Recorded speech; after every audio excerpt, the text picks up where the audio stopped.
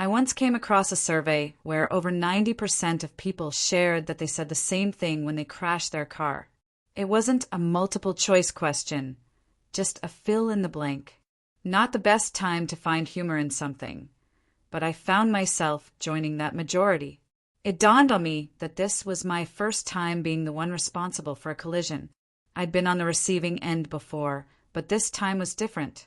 My face had slammed into the airbag, yet I wasn't feeling any pain.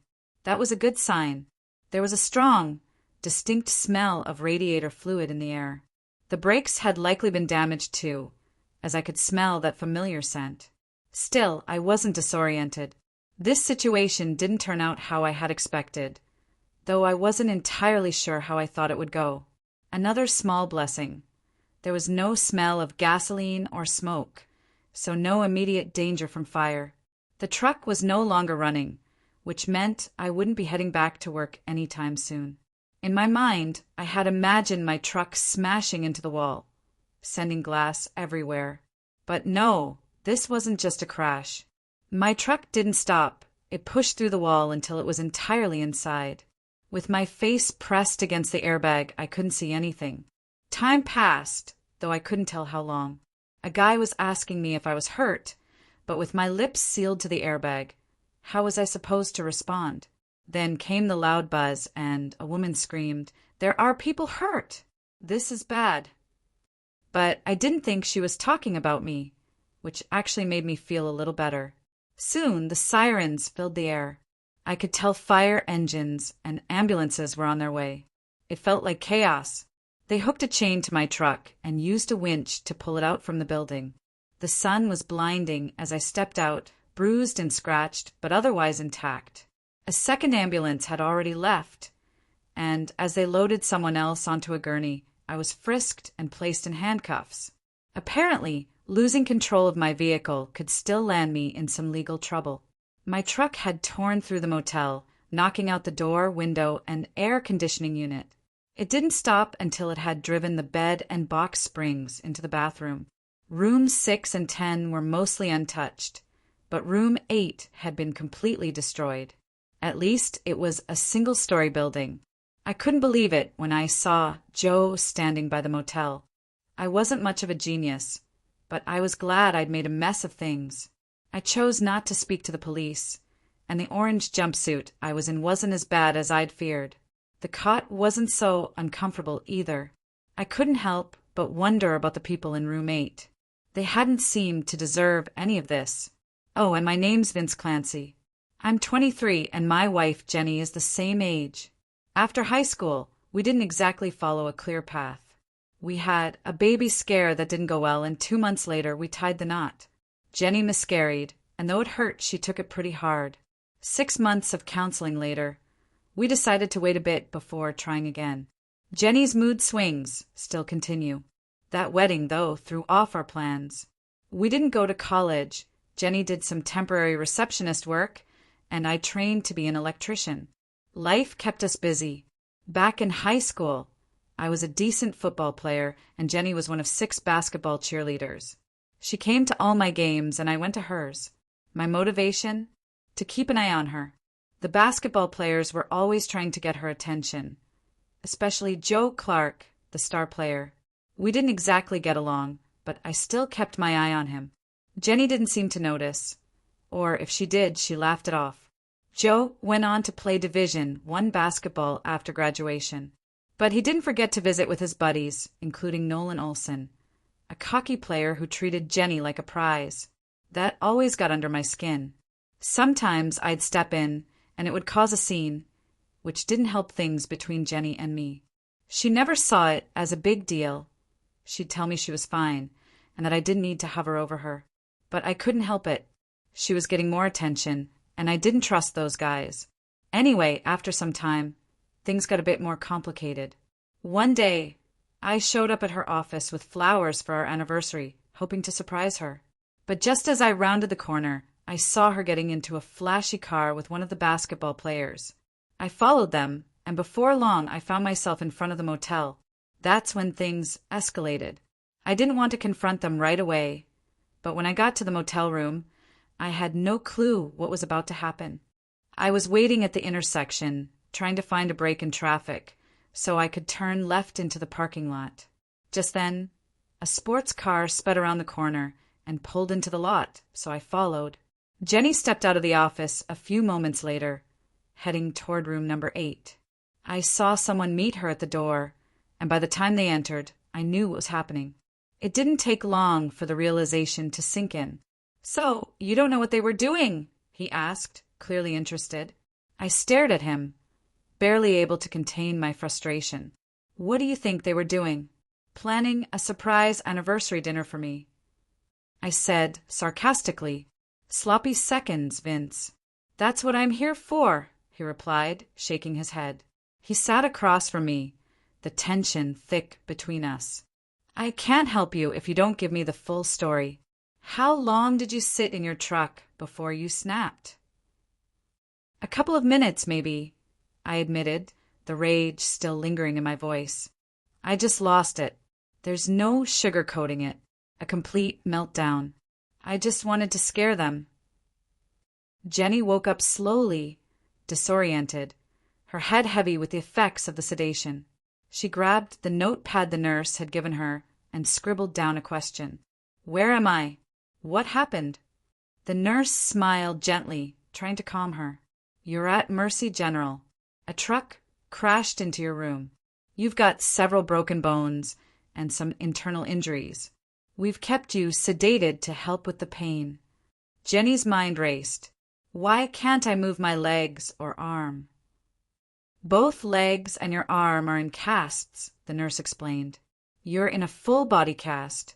Your face is heavily bandaged, and your mouth is wired shut. When you're ready, there's a detective who needs to speak with you." 3 hours later, Detective Green came to see her. "How's your memory holding up?" he asked.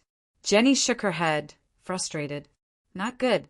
I don't even remember the accident. The nurse said I was hit by a truck." "What happened?" The detective sat down, his pencil poised over his notepad. "Do you remember Tuesday morning? Today is Friday, by the way. You've been in a coma for 10 days. Her eyes widened. "Tuesday? I went to lunch with a friend. Does that friend have a name?" "Nolan," she said, her voice barely above a whisper. "Nolan's son." "And where did you have lunch?" Jenny's heart skipped a beat. "I don't remember. The Hump Day Motel? Is that where I was when the truck hit?" The detective didn't flinch. "You were in the room with Mr. Son when the crash happened. Someone lost control of their truck. Sounds like your little rendezvous wasn't exactly what your husband had in mind for your anniversary." As Jenny listened, her hands began to tremble, the weight of everything starting to sink in. "Anniversary," she whispered. "Oh, God, I never meant for it to go this far." A few weeks later, Jenny came to visit me. She had a noticeable limp, but she was walking relatively well for someone who had been through so much. She sat down in the visitor's chair, her expression blank. "Jenny, you're looking better," I said, trying to keep things light, but I could feel the tension in the air. "I'm sorry for what I caused," she said quietly. "I never meant to hurt you." I sighed deeply. "I know you didn't. I just wanted to stop the whole thing before it went too far. I never thought I'd end up in this mess." The days leading up to my trial were long and full of regret. I had no one to blame but myself for losing control.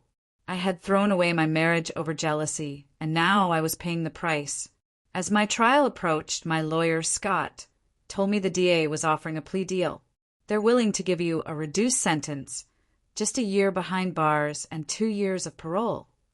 "I want to get out of here," I said, my voice steady. "I'll take the deal." After my release, I went through a lot of changes. I was a convicted felon with no prospects of a decent life ahead. The hate mail and death threats kept coming, and I knew my life would never be the same. Jenny came to see me again, just before I was released for good. "We're divorced now," she said quietly, her eyes avoiding mine. "My last visit didn't go as planned. I just wanted to apologize for everything. You wouldn't be in here if it weren't for me. Jenny, I lost control. I can't blame you for what happened. I replied, my voice hollow. I could have just walked away, but I didn't. She sat there in silence for a long moment, then spoke again. I've been working as a receptionist for a stone masonry company. Same old grind. No husband waiting at home. I nodded, trying to keep my emotions in check. I'm headed out of state when I get released, trying to escape the hate mail and the memories. She looked at me, her eyes filled with sadness. Do you ever think about us? About what we could have been? All the time, I said, my voice thick. If I had just shown up 10 minutes earlier with those damn flowers, things might have turned out differently. She gave me a small smile, though it didn't reach her eyes. Well, I guess we'll never know. And with that, she got up, walked to the door, and left. For the first time in a long while, I felt completely alone. I stared out the window, trying to make sense of the tears streaming down Jenny's face. The ride to the downtown bus terminal felt endless, the gray clouds hanging heavy over the city, mirroring the weight in my chest. The sidewalks were still damp from the morning rain, and it seemed like everything around me was just as lost and stuck as I felt. I used the last of my bus fare to get to the city where my parents lived. They had given me an old truck, along with a few $100 to help me get by. They didn't have much, so it was a generous gesture. Unfortunately, that money vanished in just a few days, and the truck barely made it through 2 states before breaking down. I found myself trying to scrape by with odd jobs, nothing that paid enough to eat and sleep properly. After a while, I managed to buy a cheap phone, just enough to look for jobs online. That's how I landed a gig with a fly-by-night construction company that needed an electrician. They paid cash daily, which helped, though I'd stopped being the outgoing person I once was. Living in a cheap motel, I found myself getting used to the roughness of the world around me. In the motel, there was a woman in the end unit who was doing more than just making ends meet. I wasn't looking to get involved with her business, but I couldn't help but be intrigued. She'd caught me staring once, and with a mischievous smile, she opened her robe a little. "You interested?" she asked. I chuckled, shaking my head. "Not in that way." "No worries," she laughed back. "But hey, I hear you're an electrician. Know of any good ones around here?" That sparked something. Maybe I had a connection, after all. "I'm the guy you need," I replied. She handed me a slip of paper with a number on it. I wasn't sure what to expect when I called number, but when a woman named Deb answered, I felt a bit of relief.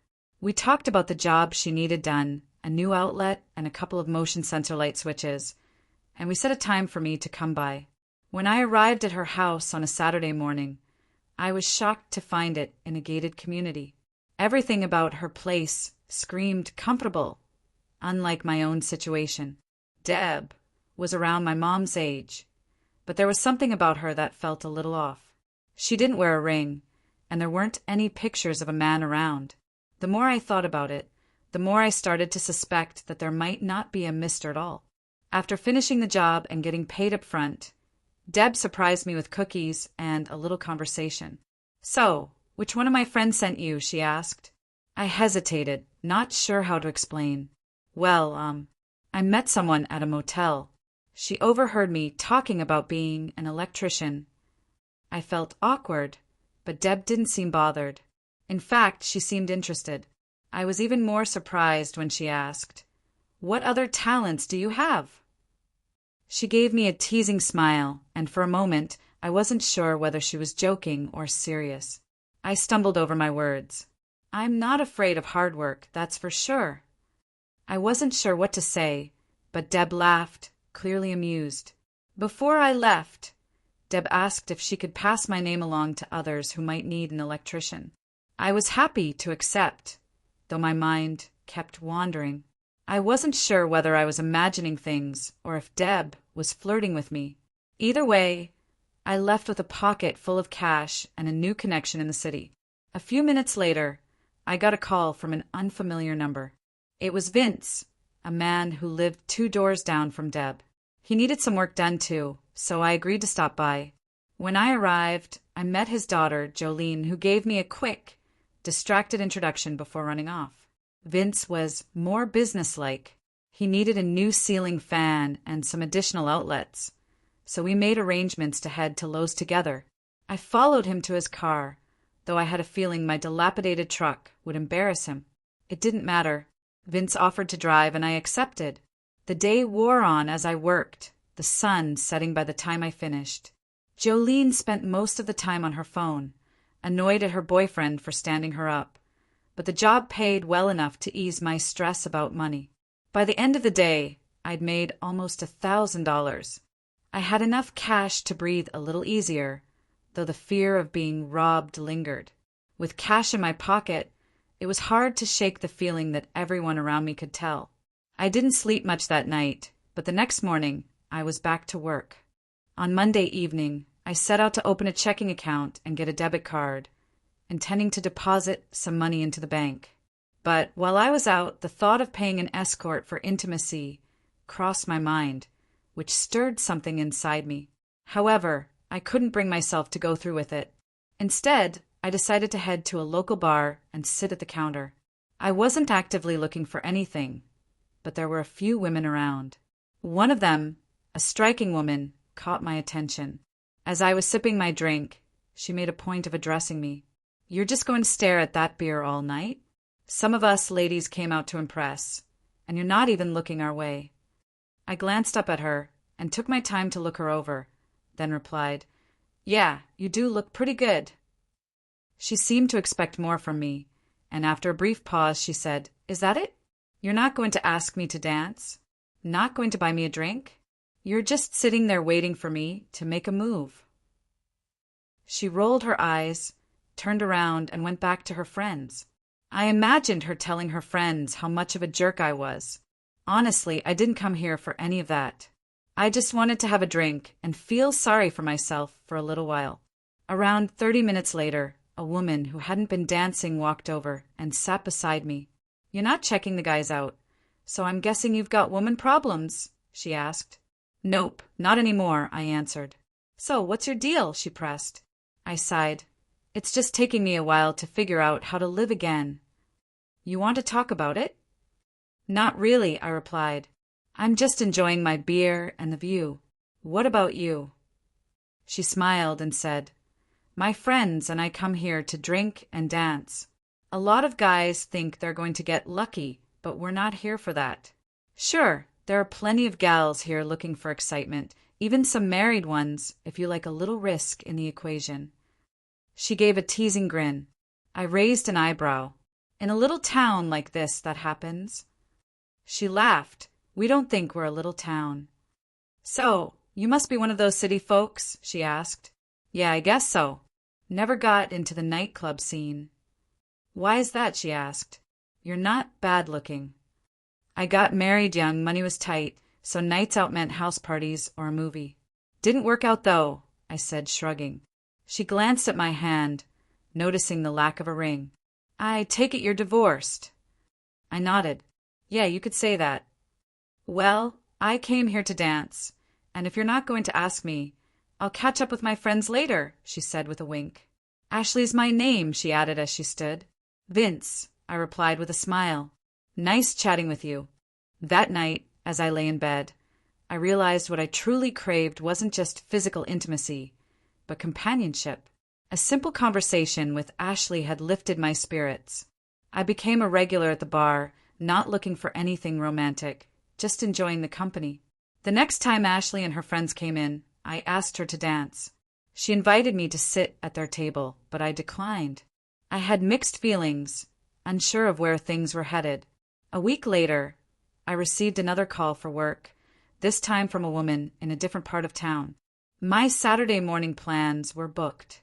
On Friday evening, I was back at my usual spot at the bar, munching on a pickle, hard-boiled egg, and pretzel mix, when I felt a tap on my shoulder.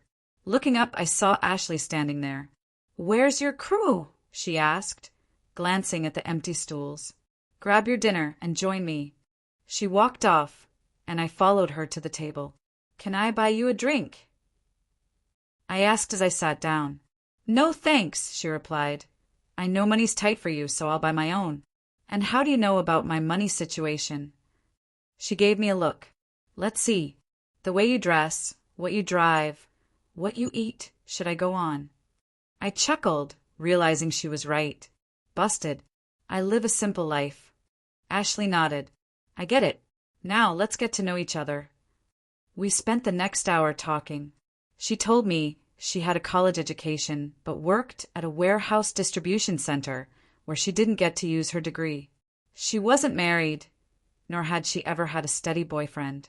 I told her my story, how I got my high school sweetheart pregnant, how we married quickly but then she miscarried. I found her cheating on me in a motel, and I ended up getting into a fight with the man she was with. He ended up paralyzed, and I spent some time in prison. I'd been out for about a month. She took my phone and read the story I showed her. After a moment, she handed it back. Still want to get to know each other? I asked. She studied me for a moment before answering. I didn't think you were that kind of guy, but looks can be deceiving. I'm not exactly innocent either. So, I said, changing the subject, how much do you think you're going to spend tonight? About $20, she said. Let's go to the thrift store and buy you some decent clothes, I suggested. She gave me a sideways grin. Why are you doing this? Because you won't do it for yourself, she said. You're young. Your life's just beginning. It's time to move on. And what's in it for you? I asked. If I still think you're a good guy after all this, I might ask you out, she said. I ended up spending $30 at the thrift store on a few shirts and a couple of pairs of pants. Afterward, she drove me back to my car. Thank you, Ashley, I said. She gave me a nod. Can I take you out sometime? She smiled. Thought you'd never ask. Wear one of your new outfits and meet me at the movie theater in the mall tomorrow at 6. That night was restless, full of tossing and turning. It had become my new norm. I did an odd job Saturday morning and had almost $1,600 in the bank. But I kept $50 aside, unsure of what the future held. I was ready for the evening at 4 p.m., but as I looked at myself, I realized I felt out of place. The only pair of shoes I had didn't match my new jeans, so I quickly headed back to the thrift store. I found a decent pair for under $10. What I thought was a simple date turned out to be a double date. Ashley met me with her friend and her date. I guess when you're a convicted felon, people want to protect themselves, but the movie and drinks were nice enough. However, I found myself excluded from most of the conversations. They had their college memories, and I couldn't relate to any of it. Ashley never picked up on my unease. Still, the peck on the lips and the hug at the end of the evening meant more to me than I expected. That simple connection was something I had been missing. I handed Ashley a note with my number on it, saying, You have my number, but I don't have yours. Call me if I haven't scared you away. She whispered, I will, as she tucked the paper into her cleavage. I felt pretty good about how things were going, but it didn't last. On Tuesday night, I was filling up my truck when I saw Ashley arm in arm with another guy walking into a nearby restaurant. The sight hit me hard. All the old emotions, rage, heartache, and hurt feelings came rushing back. Just when I thought I was over Jenny, her memory resurfaced and stabbed me in the chest. My instincts kicked in, and I decided I wasn't ready for any kind of relationship. It wasn't Ashley's fault, but I couldn't shake the feeling of being vulnerable again. Since my motel room was paid up through Friday, I had a few days to think. The decision was made easier when the guy I was working for mentioned a job opening in another city.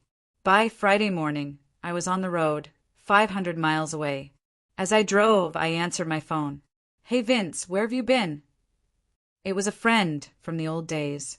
I took a job in a different city. You never called, so I didn't know how to reach you. Thanks for helping me out when I was stuck. When are you coming back? I don't think I am, but I'll put you in my contacts, just in case our paths cross again. Her voice sounded sad, maybe even hurt. I guess I should have called sooner. No biggie, I said.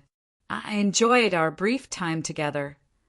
After a few more minutes of reminiscing, my time with Ashley was officially over. My parents wanted me to visit for the holidays, but they understood why I couldn't. It would be too much to face, especially with the memories of the past. So life moved on. I dated a few women here and there, even attended a swap party with one of them. The variety was exciting, but ultimately it left me empty. When you're just someone's ticket to the party, it takes a toll on you. One woman even called me cold fish. My heart stayed guarded. It seemed safer to keep it hidden away. If it never saw the light of day, it couldn't be hurt. 3 years later, I finally decided to visit my parents. Things had been going well for me, and I could afford the trip. The basketball team had made the playoffs, so it was safer for me to go. No one mentioned Jenny during my visit, which I appreciated. The return flight was uneventful, though I had an interesting conversation with a woman my age on the plane. No names or phone numbers exchanged, just an enjoyable chat. Her name was Heather. She worked in a cafeteria downtown and seemed intrigued by a man she saw every day at lunch. "He's always putting a piece of cherry pie on his tray," she said. "His name tag says Vince, and he works for an investment bank. But he doesn't dress like a banker. There's something about him I can't shake." One day, after he put his tray up, she handed him a note with her phone number, telling him to call her sometime. They met for dinner a few nights later. Nothing fancy, just a cozy cafe near her place. Vince opened up about his work as an electrician for the investment firm. The real surprise was when he revealed he was a convicted felon. "This happened 4 years ago," he said, pulling up an article on his phone. "So, do you miss her?" Heather asked. "Not at all," he replied. "But it's hard. I'm scared of putting myself out there again. If I trust someone and they hurt me, I don't know if I'll be able to handle it. Last time I saw her with another guy, and all the pain came rushing back." "When was that?" Heather asked. 3 years ago, and since then, I've kept my distance from relationships." "I think I get it," Heather said. "We'll take it slow, but only if you promise to ask before assuming things. I don't want anything blowing up because one of us misunderstood the other. What if I still don't want a relationship?" "Then we won't meet here tomorrow for dinner and a movie down the street," she smiled, teasing him. Vince met her gaze, then slid his hand across the table and placed his hand over hers. "See you tomorrow," he whispered softly as he left. As Vince walked out, Heather felt a flutter in her chest. Could Vince be Mr. Right? It wasn't going to be easy. Vince was a man who needed reassurance that she was his and only his. He was possessive, but Heather understood why. With time, they found their rhythm. Vince had his issues, but so did she. He needed space to heal, and Heather gave him that space. They got married after 10 years together and had 2 children, a 6-year-old daughter and a 3-year-old son. They went through struggles, including a miscarriage that led them to counseling. It wasn't always easy, but they made it work because they understood each other. Vince was damaged goods, but he was hers, and she made sure he knew it every day. Their love was a quiet, steadfast thing. It wasn't flashy, but it was real, and Heather was content.